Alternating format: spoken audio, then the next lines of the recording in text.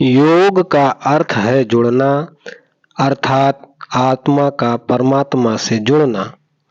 योग की पूर्णता इसी में है कि जीव भाव में पड़ा मनुष्य परमात्मा से जुड़कर अपने निज आत्म स्वरूप में स्थापित हो जाए, ईश्वर से मिलन हो जाए। यही योग सिखलाता है। परमात्मा से मिलने में बाधक हैं चित्त वृत्तियां। चित्त में वृत्तियां यानी मन का अस्थिर होना। इंद्रियों के विषय भोग के कारण मानव अपने निज स्वरूप को नहीं पहचान पाता है। योग के विभिन्न पायदानों से गुजरकर साधक अपने आत्मा में पर ब्रह्म परमात्मा के दर्शन प्राप्त कर सकता है। नमस्कार दोस्तों, आप देख रहे हैं मस्त हेल्दी लाइफ चैनल। हमारे चैनल को सब्सक्राइब कीजिए, लाइक कीजिए, कमेंट कीजिए और बेल आइकन को प्रेस कीजिए ताकि आने वाले सभी वीडियो के नोटिफिकेशन आपको मिल सकें। दोस्तों, योग हमारे देश की पुरातन धरोहर है। ऋषि मुनियों की हजारों साल की तपस्या और साधना का फल है योग। योग को संकलित और वैज्ञानिक रूप दिया महर्षि पतंजलि ने अपनी किताब योग सूत्र के माध्यम से। महर्षि पतंजलि ने योग के 8 अंग बताए हैं जो अष्टांग योग के नाम से प्रचलित हैं। योग के 8 अंग हैं यम, नियम, आसन, प्राणायाम, प्रत्याहार, धारणा, ध्यान, समाधि। दोस्तों, आज वर्तमान समय में योग के 2 अंग आसन और प्राणायाम प्रचलन में हैं। कुछ लोग इन्हीं 2 अंगों को संपूर्ण योग समझ बैठते हैं। योग गुरु के सानिध्य में रहकर साधक योग द्वारा परमात्मा के दर्शन कर सकता है। तो दोस्तों, आज हम अष्टांग योग के 8 अंगों के बारे में जानेंगे। पहला अंग है यम। शरीर, वाणी और मन का नियंत्रण यम के अंतर्गत किया जाता है। यम 5 प्रकार के होते हैं: अहिंसा, सत्य, आस्तेय, ब्रह्मचर्य और अपरिग्रह। पहला है अहिंसा। किसी भी प्राणी को तन, मन, कर्म, वचन और वाणी से कोई नुकसान न पहुंचाना ही अहिंसा है। कुविचार, उतावलापन, कटु बोलना, मिथ्या भाषण, द्वेष, किसी का बुरा चाहना, जिसकी दुनिया को जरूरत है उस पर कब्जा रखना आदि ये सभी हिंसा ही है। इन सब से बचना अहिंसा है। दूसरा है सत्य। मन, वचन, कर्म से सत्य का पालन और मिथ्या का त्याग ही सत्य है। सत्य की सदैव जीत होती है। सत्य परेशान हो सकता है परंतु पराजित नहीं। सत्य का अर्थ है कल्याण, अर्थात कल्याण की भावना मन में होनी चाहिए। तीसरा है अस्तेय। अस्तेय का अर्थ है चोरी न करना, किसी दूसरे के धन संपत्ति को न चुराना और न ही मन में लालसा लाना। चौथा है ब्रह्मचर्य। ब्रह्मचर्य अर्थात सात्विक जीवन व्यतीत करना, मन में हमेशा अच्छे विचार करना, ईश्वर ध्यान करना, वीर रक्षा करना, ये ब्रह्मचर्य के अंतर्गत आते हैं। पांचवा है अपरिग्रह। अपरिग्रह का अर्थ है कोई भी भौतिक वस्तु या आवश्यकता से अधिक वस्तुओं का संचय न करना। भौतिक वस्तुएं विलासिता को बढ़ावा देती हैं, अतः इनके त्याग के बिना हम पूर्ण योगी नहीं बन सकते हैं। अतः हमें संचित वस्तुओं का दान कर देना चाहिए। अष्टांग योग का दूसरा अंग है नियम।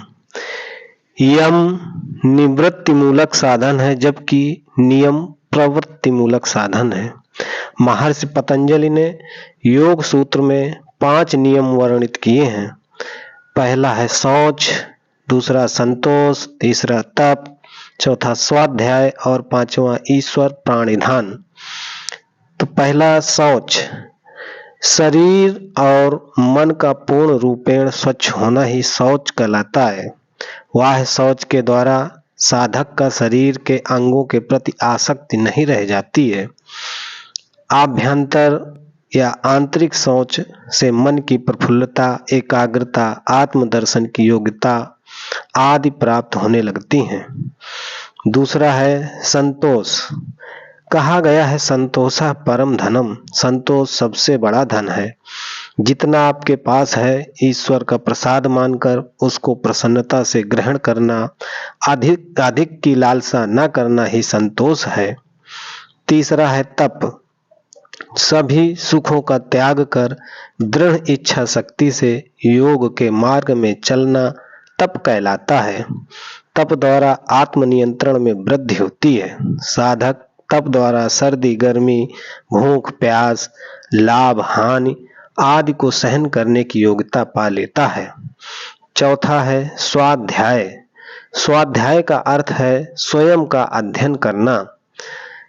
सद पुस्तकों का अध्ययन, श्रवण, मनन, चिंतन कर जीवन निर्माण करना स्वाध्याय कहलाता है। पांचवा है ईश्वर प्राणिधान।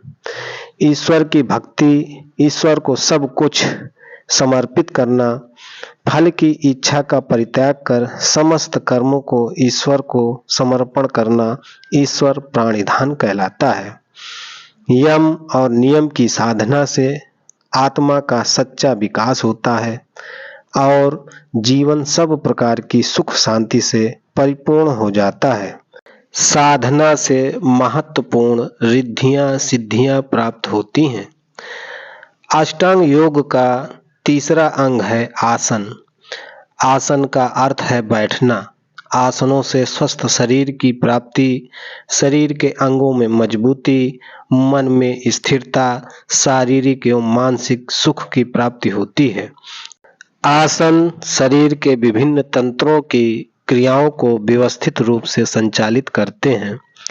पतंजलि ऋषि के अनुसार सुखपूर्वक स्थिरता से बैठने का नाम आसन है। विभिन्न ग्रंथकारों ने आसनों की संख्या अलग अलग बताई है। शिव संहिता में 84 आसनों और 11 मुद्राएं बताई गई हैं। अष्टांग योग का चौथा अंग है प्राणायाम। प्राणायाम का अर्थ है प्राण और आयाम, अर्थात प्राणों को लंबा करना या जीवनी शक्ति को लंबा करना। प्राणायाम के द्वारा श्वास को नियंत्रित किया जाता है। प्राणायाम व्यक्ति को जीवन शक्ति प्रदान करता है। कहा जाता है प्राणी को ईश्वर द्वारा निश्चित सांसें मिलती हैं। व्यक्ति यदि योग मार्ग अपनाता है तो उसका श्वासों में नियंत्रण हो जाता है और श्वास दर कम कर लेता है, जिससे उसकी आयु लंबी हो जाती है।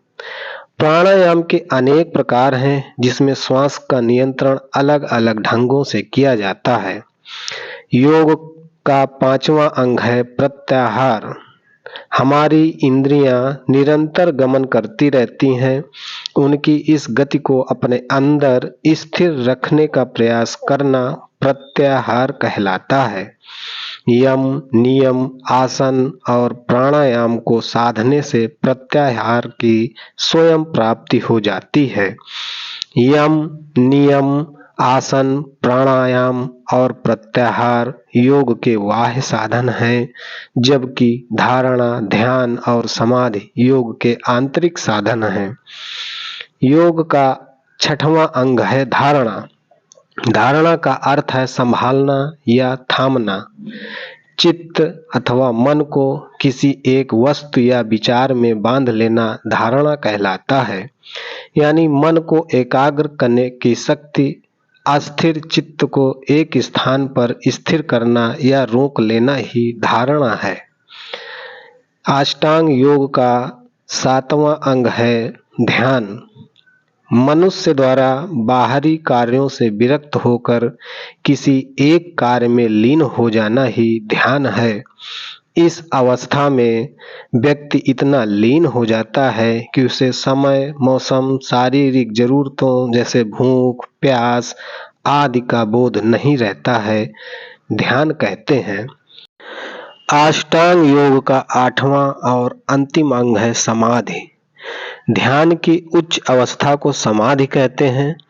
जब साधक ध्येय वस्तु अर्थात ईश्वर या परमात्मा के ध्यान में इतना डूब जाता है कि उसे अपने अस्तित्व का ज्ञान नहीं रहता है, इस अवस्था को समाधि कहते हैं।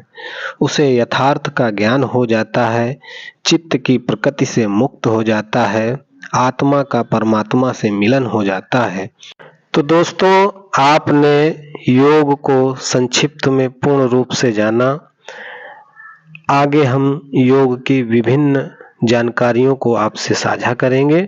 यदि आपको हमारी दी हुई जानकारी अच्छी लगती है तो हमारे चैनल मस्त हेल्दी लाइफ को सब्सक्राइब कीजिए, कमेंट कीजिए, लाइक कीजिए और बेल आइकन को प्रेस करना ना भूलें, जिससे आने वाले सभी वीडियो के नोटिफिकेशन आपको मिल सकें।